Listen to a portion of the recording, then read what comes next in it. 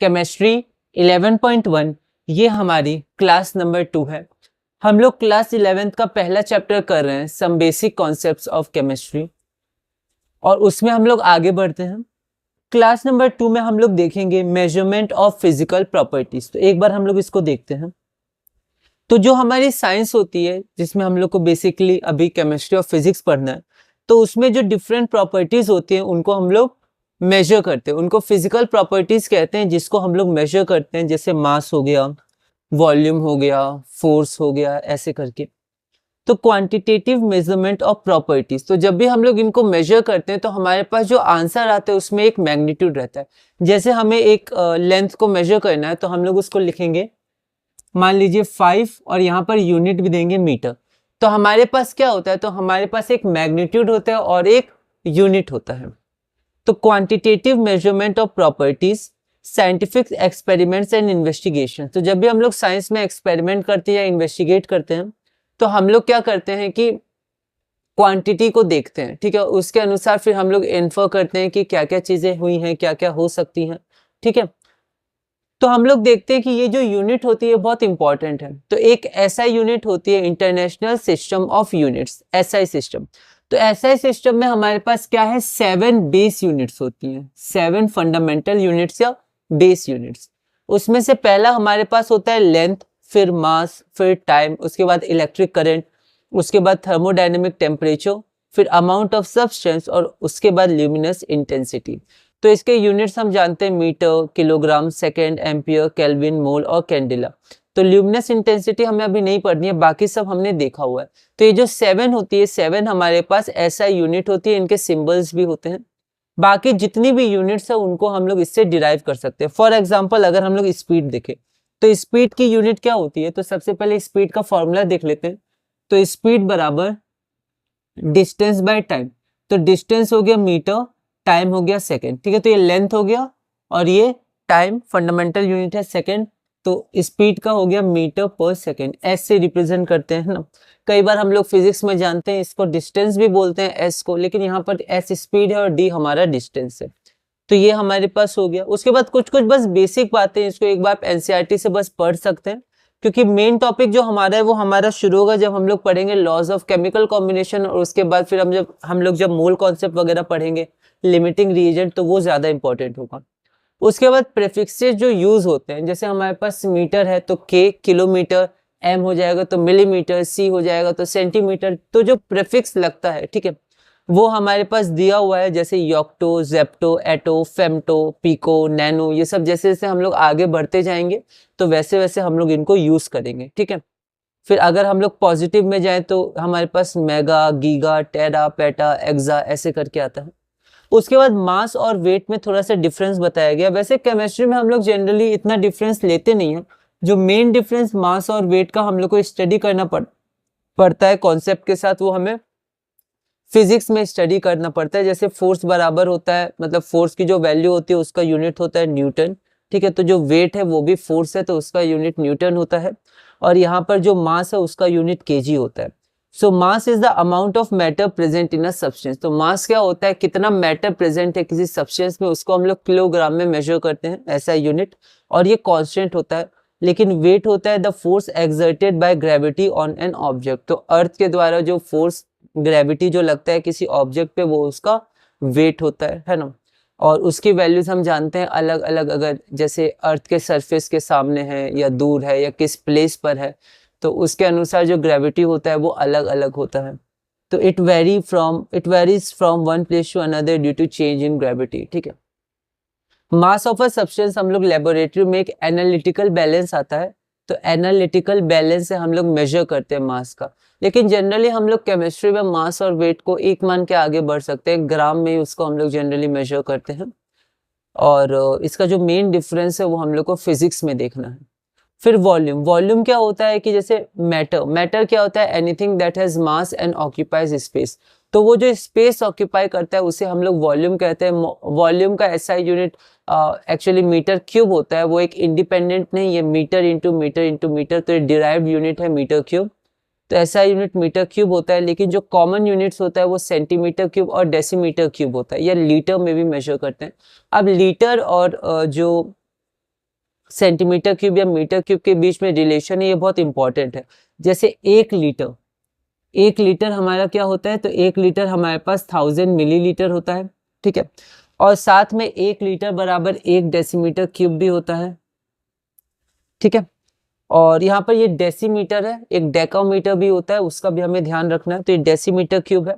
और 1 लीटर बराबर 10⁻³ centimetre cube भी होता है। और एक और हमें ध्यान रख सकते हैं हम कि 1 मीटर क्यूब बराबर 10⁻³ लीटर होता है। इसमें थोड़ा कंफ्यूजन होता है। तो मीटर क्यूब अगर आप सोचिएगा तो मीटर क्यूब बहुत बड़ा होता है, ठीक है, और लीटर कम होता है ना। जैसे हम लोग वाटर बोतल में भी 1 लीटर की देखते हैं, पर मीटर क्यूब बहुत बड़ा होता है।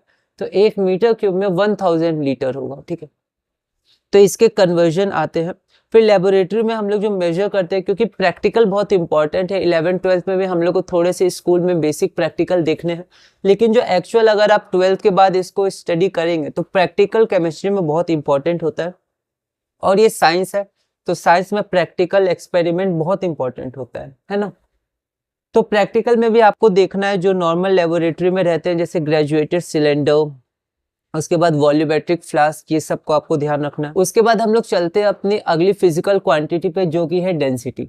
डेंसिटी को रो से भी रिप्रेजेंट करते हैं, ये होता है मास बाय वॉल्यूम। तो इसका यूनिट हो जाएगा, इसका होता है केजी, और इसका ऐसा यूनिट होता है मीटर क्यूब। तो इसका यूनिट हो जाएगा केजी पर मीटर क्यूब, ठीक है। लेकिन जनरली कुछ छोटे यूनिट्स यूज होते हैं, जैसे ग्राम पर सेंटीमीटर क्यूब, ऐसे।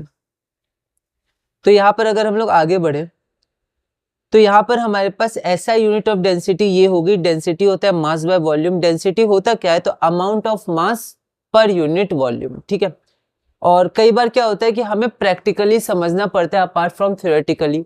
तो डेंसिटी अगर किसी सब्सटेंस का ज्यादा है, मतलब क्या होगा, उसमें जो पार्टिकल्स है वो क्लोजली पैक्ड है, तो उसका 1 यूनिट वॉल्यूम हम लोग ले तो उसमें ज्यादा मैटर होगा, ज्यादा मास होगा, ठीक है। तो density of a substance indicates how closely its particles are packed.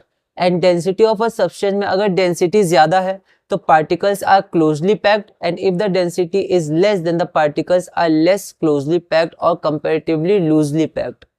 उसके बाद टेम्परेचर देखते हैं। तो टेम्परेचर में जनरली 3 स्केल्स होते हैं। एक होता है डिग्री सेल्सियस, जो हम लोग कॉमनली यूज करते हैं, एक होता है डिग्री फ़ारेनहाइट, और एक होता है केल्विन। केल्विन जो हमारा है वो ऐसा यूनिट है, ये साइंटिस्ट के नाम पे रखा गया था, केल्विन। तो यहाँ पर हमारे पास जो इसके बीच में रिलेशन है वो भी हम लोग देख सकते हैं कि हमारे पास जो डिग्री फ़ारेनहाइट होती है, वो डिग्री फ़ारेनहाइट क्या होती है, तो वो होती है 9/5 डिग्री सेल्सियस प्लस 32। तो यहाँ पर अगर डिग्री सेल्सियस की वैल्यू हम लोग पुट कर देंगे तो आपकी फिर इसको सॉल्व करने पर डिग्री फ़ारेनहाइट की वैल्यू आ जाएगी। उसी प्रकार अगर हम लोग केल्विन में और डिग्री सेल्सियस में रिलेशन देखें तो केल्विन बराबर होता है 273.15 प्लस डिग्री सेल्सियस की जो वैल्यू है। जनरली हम लोग इसको 273 ले लेते हैं, पर 273.15 होते हैं। निगेटिव वैल्यू केल्विन में नहीं होता है, ठीक है।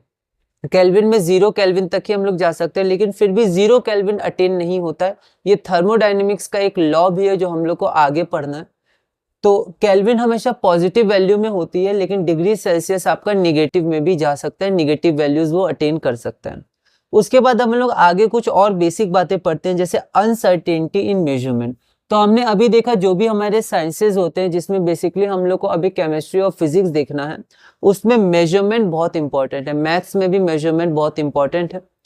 तो यहाँ पर जब हम लोग केमिस्ट्री को स्टडी करते हैं तो उसमें बहुत सारे एक्सपेरिमेंटल डेटा होते हैं, जिससे हम लोग अनुमान लगाते हैं, इन्फो करते हैं कि क्या होना चाहिए, क्या पैटर्न फॉलो हो रहा है, ठीक है। फिर उसके आधार पे हम लोग फिर आगे बताते हैं कि ऐसा होना चाहिए, ऐसे करके। तो जो एक्सपेरिमेंटल डेटा ये बहुत इंपॉर्टेंट है।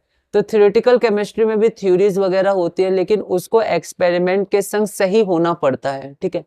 तो जो एक्सपेरिमेंटल डेटा होता है, थ्योरेटिकल कैलकुलेशंस होते हैं, उसमें बहुत सारे नंबर्स आते हैं, उनमें plus minus addition exponent square root बहुत सारे ऑपरेशंस होते हैं। तो उसको हमें क्या करना पड़ता है, हैंडल करना पड़ता है, ठीक है, कि एक वो प्रैक्टिकल हम लोग को रियल डेटा दे, है ना। तो इसलिए बहुत इंपॉर्टेंट होता है कि हम लोग नंबर्स को हैंडल करना सीखें। तो उसी के लिए हम लोग अनसर्टेनिटी इन मेजरमेंट पढ़ेंगे। उसमें हम लोग को ये देखना है कि कैसे हम लोग बिग नंबर्स, स्मॉल नंबर्स, उनका एडिशन, उनका सब्ट्रैक्शन, मल्टीप्लिकेशन, सिग्निफिकेंट डिजिट्स कितने तक हम लोग निकाले तो ठीक रहेगा। वरना अगर हम लोग डिवाइड करते रहे तो डेसिमल के बाद बहुत सारी प्लेसेस हम लोग निकाल सकते हैं, पर क्या वो सचमुच प्रैक्टिकली इंपॉर्टेंट है? ठीक है, तो उसके अनुसार क्या है, हम लोग को कुछ कुछ यहाँ पर टॉपिक्स पढ़ने। तो स्टडी ऑफ केमिस्ट्री में हम लोग एक्सट्रीमली स्मॉल नंबर्स देखते हैं, जैसे mass of atoms and mass of molecules. Class 9th में भी हमने देखा था, हम लोग को 11th में भी देखना है। जो एटॉमिक मास यूनिट या यूनिट होता है वो बहुत ही छोटी क्वांटिटी होती है। मास ऑफ इलेक्ट्रॉन हो गया 10⁻⁻31 में होता है, मास ऑफ प्रोटॉन्स हो गया ये सब में। तो जो मास ऑफ एटम्स, मॉलिक्यूल्स, सब एटॉमिक पार्टिकल्स होते हैं वो बहुत ही छोटे होते हैं, एक्सट्रीमली स्मॉल नंबर। और साथ में केमिस्ट्री में हम लोग को एक्सट्रीमली लार्ज नंबर से भी डील करना होता है, जैसे नंबर ऑफ एटम्स या molecules present in a given mass. जो एक गिवन मास में एवोगाड्रो नंबर और जो कैलकुलेशन होता है मोल का, उसको यूज करके जो हम लोग वैल्यूज निकालते हैं 10⁻24 ऐसे करके वैल्यूज आती हैं। तो इतने बड़े नंबर से भी हमें केमिस्ट्री में डील करना पड़ता है। तो हम लोग क्या करते हैं, इन नंबर्स को साइंटिफिक नोटेशन में लिखते हैं, जैसे 10⁻24 मतलब 10 के 1 के पीछे 24 0। ठीक है, तो ऐसे बहुत ही दिक्कत हो जाएगी लिखने में, तो हम लोग इसको शॉर्ट लिखते हैं। तो साइंटिफिक नोटेशन ये हमने पहले भी पढ़ा है, पिछली क्लासेस 8 वगैरह में भी इसके बारे में हमें पढ़ना था, जो हमने देखा है। तो साइंटिफिक नोटेशन क्या होता है, कोई भी नंबर जिसको हम लोग n इंटू 10⁻n इस फॉर्म में रिप्रेजेंट करते हैं। यहाँ पर जो n है वो n हमारा 1.00 ऐसे करके 9.99 तक ऐसे करके होता है। और जो हमारे पास ये स्मॉल n है वो एक्सपोनेंट होता है, जिसकी पॉजिटिव या निगेटिव वैल्यू हो सकती है, पॉजिटिव या निगेटिव वैल्यूज हो सकती है। ठीक है, तो ये हमारा साइंटिफिक नोटेशन है। एक दो क्वेश्चन हम लोग देख लेते हैं। जैसे हमारे पास एक नंबर है 232.508, तो 232.508 इसको हमको रिप्रेजेंट करना है साइंटिफिक नोटेशन में। तो यहाँ पर इंटू 10 टू द पावर कितना, तो इसको हम लोग दो पहले लेफ्ट में ले आए, तो पावर हमने नंबर बड़ा था उसको छोटा किया तो पावर इंक्रीज होगी, तो 10 टू द पावर 2, दो डेसिमल प्लेस इधर आया। उसी तरह अगर हम लोग ये लिखें 0016 इसको रिप्रेजेंट करें, तो पहला जो हमारा नॉन जीरो डिजिट है उसके बाद रहेगा 1 पॉइंट या 9 पॉइंट ऐसे करके। तो यहाँ पर 1 2 3, 3 के बाद हम लोग लिखे नंबर छोटा था हमने उसको बड़ा किया तो निगेटिव में पावर आएगी, तो -3, और 0 0 ये हम लोग हटा सकते हैं, तो 1.6 इंटू 10 टू पावर -3। तो यही था हमारा 1 2 3 है ना। अच्छा, क्वेश्चन में एक 0 और था, मतलब यहाँ था 0, कोई दिक्कत नहीं, एक बार, दो बार, तीन बार, चार बार, तो अब हमारे पास -4 आ जाएगा। ठीक है, इसको हटाने पे, है ना। तो ये हमारा हो गया। उसके बाद हम लोग साइंटिफिक नोटेशन में मल्टीप्लिकेशन और डिवीजन एक बार देख लेते हैं कि साइंटिफिक नोटेशन में हम लोग मल्टीप्लाई और डिवाइड कैसे करते हैं। तो यहाँ पर अगर हम लोग देखें तो हमारे पास क्वेश्चन है 5.6 into 10 to the power 5, 5.6 into 10 to the power 5 into 6.9 into 10 to the power 8, 6.9 into 10 to the power 8, इसको हम लोग को मल्टीप्लाई करना है। तो इसमें हम लोग क्या करेंगे, जो नंबर्स है उनको तो एक साथ मल्टीप्लाई कर देंगे, मतलब 5.6 इंटू 6.9, और साथ में जो 10 की पावर्स है उनको मल्टीप्लाई करेंगे, तो बेस हमारे पास सेम है तो वो ऐड हो जाएगा, तो ये हो जाएगा 5 + 8। तो 5.6 इंटू 6.9 हमारा हो जाएगा 38.64 इंटू 10 टू द पावर 13। और यहाँ पर फर्स्ट नॉन जीरो डिजिट के बाद रहता है तो एक कम करेंगे, तो नंबर को हमने छोटा किया तो यहाँ पर पावर इंक्रीज होगी, तो 10 टू द पावर 14, या लेफ्ट में जाएंगे तो +1, एक बार गए तो ये हमारा आंसर हो जाएगा।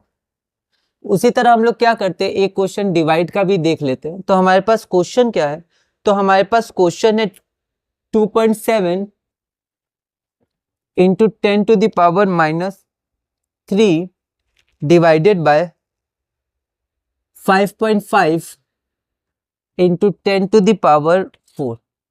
तो फिर से हम लोग वैसा ही करेंगे, जो नंबर्स है उनको डिवाइड करेंगे, और यहाँ पर हमारे पास बेस सेम है तो यहाँ पर एक्सपोनेंट का रूल लग जाएगा। तो ये हो जाएगा हमारा 2.7 डिवाइडेड बाय 5.5 इंटू 10⁻³ है, बेस सेम है, ऊपर जाएगा तो माइनस हो जाएगा, तो -4 दैट इज 2.7 डिवाइडेड बाय 5.5, तो ये हमारा आ जाएगा 0. देखिए कैलकुलेशन इन सब में रहता है तो हमें ध्यान रखना है, इंटू 10⁻⁻7। अब यहाँ पर हम लोग एक इधर ले जाएंगे तो लिख देंगे 4.909, नंबर छोटा था हमने नंबर को बड़ा किया तो यहाँ पर नेगेटिव -1 हो जाएगा, तो -7 -1 दैट इज -8, तो राइट में एक गए तो एक बार गए तो -1, तो 4.909 इंटू 10⁻⁻8 जो हमारा रिक्वायर्ड आंसर हो जाएगा। उसके बाद हम लोग क्या करते हैं, एक बार एडिशन और सब्ट्रैक्शन भी इसमें देख लेते हैं कि साइंटिफिक फॉर्म में हम लोग ऐड और सब्ट्रैक्ट कैसे करते हैं। तो जैसे हमारे पास क्वेश्चन है ऐड 6.65 इंटू 10⁴ प्लस 8.95 इंटू 10⁻3। इसमें हम लोग क्या करते हैं, कॉमन लेते हैं, तो सबसे पहले हम लोग को एक्सपोनेंट को सेम करना होगा, ठीक है। तो यहाँ पर पावर 4 है, इसको भी हम लोग पावर 4 कर देते हैं, ठीक है, या फिर हम लोग दोनों को 3 भी कर सकते हैं, कोई दिक्कत नहीं। तो जैसे मैंने यहाँ पर दोनों को पावर 4 किया है तो ये हो जाएगा 6.65 इंटू 10⁴ प्लस, अब 10⁴ करने के लिए 10 से इंटू करेंगे और 10 से डिवाइड करेंगे, तो 10 से डिवाइड करेंगे तो ये हो जाएगा 0.895 इंटू 10 से इंटू करेंगे तो 3 + 1 4, ठीक है, 10 से इंटू कर दिया 10 से डिवाइड कर दिया, तो ये दोनों तो 10⁴ हो जाएंगे, इसको इधर करेंगे तो एक लेफ्ट में आ जाएगा। अब हम लोग 10⁴ कॉमन ले लेते हैं तो 6.65 प्लस 0.895, तो इसको अगर हम लोग देखेंगे तो हमारा आंसर आ जाएगा 7.545 इंटू 10⁴ जो हमारा रिक्वायर्ड आंसर होगा, ठीक है।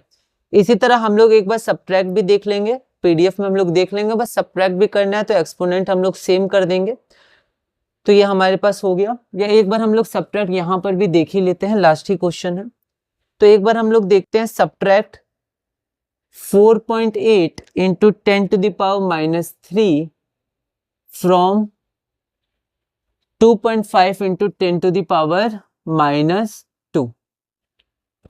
तो यहाँ पर हम लोग देख सकते हैं जो हमारा फ्रॉम है बाद वाला पहले आ जाएगा, तो 2.5 इंटू 10⁻² माइनस 4.8 इंटू 10⁻³ फिर से बस हमें क्या करना है, एक्सपोनेंट को सेम करना है। तो यहाँ पर मैंने -2 किया है, तो यहाँ पर 2.5 इंटू 10⁻²। अब देखिए 10⁻² करने के लिए फिर से हम लोग को क्या करना होगा, 10 से इंटू करना होगा, 10 से डिवाइड करना होगा, तो 10 से इंटू कर देंगे, 10 से डिवाइड, तो यहाँ 1 है तो -3 + 1 -2 हो जाएगा 10⁻², और 10 नीचे आ जाएगा तो 0.48 हो जाएगा। उसके बाद अगर हम लोग 10⁻² कॉमन लेंगे तो ये हमारे पास हो जाएगा 2.5 - 0.48, तो ये हो गया 2.5 - 0.48 दैट इज 2.02 इंटू 10⁻², जो हमारा रिक्वायर्ड आंसर हो जाएगा। तो इसी के साथ हमने क्लास नंबर 2 पूरी की। अब एक बार हम लोग पीडीएफ में लैंग्वेज देख लेते हैं, उसके बाद हम लोग क्लास नंबर 3 में सिग्निफिकेंट फिगर्स करेंगे और धीरे धीरे इस चैप्टर में आगे बढ़ेंगे। एक बार हम लोग लैंग्वेज में देख लेते हैं class number 2, measurement of physical properties. तो क्वांटिटेटिव मेजरमेंट ऑफ प्रॉपर्टीज़ बहुत इंपॉर्टेंट होती है for scientific experiments and investigations. तो इसमें एक नंबर होता है मैग्नीट्यूड और एक यूनिट होता है। जनरली हम लोग आंसर में यूनिट लिखना भूल जाते हैं, पर बहुत इंपॉर्टेंट होता है यूनिट। उससे पता चल रहा है कि हम लोग मेजर क्या कर रहे हैं। 6 मीटर तो डिस्टेंस मेजर कर रहे हैं, 6 kg तो हम लोग मास मेजर कर रहे हैं। इंटरनेशनल सिस्टम ऑफ यूनिट्स जिसे हम लोग SI भी कहते हैं, तो SI सिस्टम में 7 बेस यूनिट्स होती हैं। Other physical quantities such as speed, volume, density etcetera can be derive from these units. तो इन 7 बेस यूनिट्स से बाकी फिजिकल क्वांटिटीज़ की यूनिट्स को हम लोग डिराइव कर सकते हैं। तो base physical quantity, symbol for unit, name of SI unit और symbol of SI unit. Length L से रिप्रेजेंट करते हैं metre small m, mass small m से kilogram kg, time small t से और थर्मोडायनेमिक टेम्परेचर T से। Generally हम लोग सिर्फ टेम्परेचर बोलते हैं पर वो पूरा थर्मोडायनेमिक टेम्परेचर होता है कैपिटल T। तो second small s, electric current capital I, ampere ये भी साइंटिस्ट के नाम पे है, capital A। Thermodynamic temperature T kelvin ये भी साइंटिस्ट के नाम पे है, K। Amount of substance small n, मोल, और यहाँ पर m नहीं लिखेगा, m तो आपका मास होता है, यहाँ पर MOL लिखा जाता है। Luminous intensity IV, candela CD। अगला हमारे पास है prefixes used in the SI system, yocto 10⁻⁴, sorry 24 Y, zepto 10⁻21 Z, ऐसे करके atto, femto, pico, nano, micro, milli, centi, deci, फिर डेका, डेसी, डेका, ठीक है, ये डी हो गया, ये डी ए हो गया, है ना। तो जैसे डीएम हमारा डेसीमीटर है, तो एक डीएम डेकामीटर, तो उसमें ए भी लगा देते हैं, तो डीएएम ये डेकामीटर के लिए हो जाता है ना। तो इन दोनों में ऐसे डिफरेंस किया जाता है। तो डेकामीटर, डेसी, डेका, फिर हेक्टो, किलो, मेगा, गीगा, टेरा, पेटा, एक्सा, जेटा और योटा, योटा और योक्टो, है ना, ये हो गया। उसके बाद मासेस जैसे हमने कंप्यूटर में भी देखा है, गीगाबाइट, टेराबाइट, पेटाबाइट, है ना। मास और वेट, तो हम लोग केमिस्ट्री में बहुत ज़्यादा डिफरेंस नहीं करते। The amount of matter present in a substance constant होता है। Weight, the force exerted by gravity on an object vary from one place to another due to change in gravity. उसके बाद mass of a substance in a laboratory में हम लोग analytical balance की मदद से मेजर करते हैं। फिर उसके बाद volume, volume is the amount of space occupied by substance. Unit होता है लेंथ क्यूब, तो ऐसा यूनिट हो जाएगा मीटर क्यूब। कॉमन यूनिट्स होता है सेंटीमीटर क्यूब या डेसीमीटर क्यूब या लीटर, ये उनके रिलेशंस हैं। In laboratory, the volume of liquids or solutions can be measured by graduated cylinder, pipette, burette, etc. A volumetric flask is used to prepare known volume of a substance. तो ये सब हमें laboratory में देखना है। Density हमारा होता है mass by volume. Density of a substance is the amount of mass per unit volume. तो ऐसा यूनिट ऑफ डेंसिटी हमारा होता है ऐसा unit of mass divided by ऐसा unit of volume. kg by metre cube, that is kg per metre cube, kgm-3। Common unit हमारा gram पर centimetre cube होता है। उसके बाद डेंसिटी ऑफ अ सब्सटेंस, ये हमें रियल लाइफ में प्रैक्टिकली शो करता है how closely its particles are packed. Density of a substance, density अगर ज़्यादा है तो पार्टिकल्स आर क्लोजली पैक्ड, और डेंसिटी अगर कम है तो पार्टिकल्स आर लेस क्लोजली या फिर loosely packed as compared. Temperature में कॉमन स्केल्स हमारे पास होते हैं डिग्री सेल्सियस, डिग्री फ़ारेनहाइट और के केल्विन, ऐसा यूनिट होती है ये। डिग्री फ़ारेनहाइट होती है 9/5 इंटू डिग्री सेल्सियस प्लस 32, और Kelvin degree Celsius plus 273.15। Negative values of temperature are possible in Celsius scale but not in Kelvin scale. उसके बाद अनसर्टेनिटी इन मेजरमेंट, तो स्टडी ऑफ केमिस्ट्री में हमें एक्सपेरिमेंटल डेटा चाहिए, theoretical calculations हम लोग करते हैं, तो उसमें नंबर्स होते हैं, तो उनको हैंडल भी हमें करना है। साइंटिफिक नोटेशन में हम लोग देखते हैं तो स्टडी ऑफ केमिस्ट्री में एक्सट्रीमली स्मॉल नंबर्स आते हैं जैसे mass of atoms and molecules, और साथ में एक्सट्रीमली लार्ज नंबर्स भी आते हैं जैसे number of atoms molecules present in a given mass. Scientific notation होता है n × 10⁻n, ठीक है। तो यहाँ पर नंबर्स को हमने रिप्रेजेंट करने देखा साइंटिफिक फॉर्म में। उसके बाद मल्टीप्लिकेशन और डिवीजन में ये सिंपल है ना, नंबर्स को नंबर्स के संग और 10 जो बेस सेम है उसको एक्सपोनेंट को जोड़ देंगे, बेस सेम है। फिर यहाँ पर नंबर्स को नंबर से डिवाइड किया, 10⁻³ डिवाइडेड बाई 10⁻⁴, तो ऊपर -4 गया, तो ऐसे करके आ जाएगा। उसके बाद एडिशन एंड सब्ट्रैक्शन, तो नंबर्स को सेम एक्सपोनेंट बस हमें बनाना है, तो यहाँ पर हमने बनाया, कॉमन लिया तो इतना आंसर आ गया। इसमें भी सेम एक्सपोनेंट बनाएंगे तो इतना आंसर आ जाएगा। तो इसी के साथ हमने क्लास नंबर 2 पूरा किया। क्लास नंबर 3 में हम लोग सिग्निफिकेंट फिगर्स के बारे में देखेंगे और धीरे धीरे चैप्टर 1 में आगे बढ़ेंगे।